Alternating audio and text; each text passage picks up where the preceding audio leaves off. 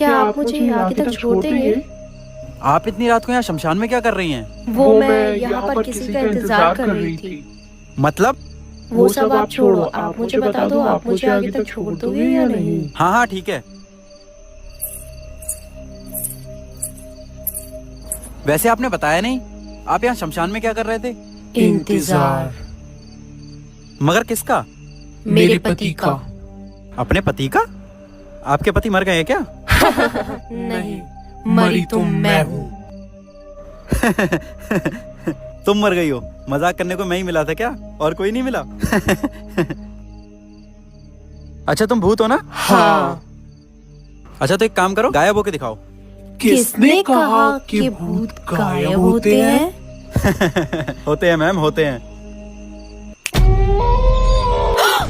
मंगल भवन मंगल